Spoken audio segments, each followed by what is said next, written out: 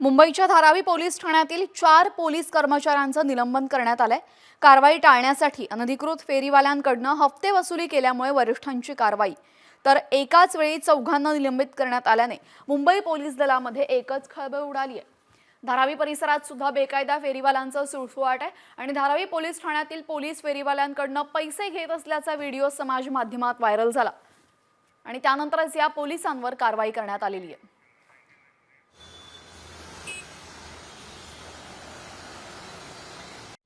Comscore नुसार आता isakal.com आहे देशातील नंबर 1 ची मराठी न्यूज वेबसाईट। प्रत्येक अपडेटसाठी isakal.com ला नक्की भेट द्या। मुंबईच्या धारावी पोलीस ठाण्यातील 4 पोलीस कर्मचाऱ्यांचं निलंबन करण्यात आलंय। कारवाई टाळण्यासाठी अनधिकृत फेरीवाल्यांकडून हप्ते वसुली केल्यामुळे वरिष्ठांची कारवाई। तर एकाच वेळी चौघांना निलंबित करण्यात आल्याने मुंबई पोलीस दलामध्ये एकच खळबळ उडाली आहे।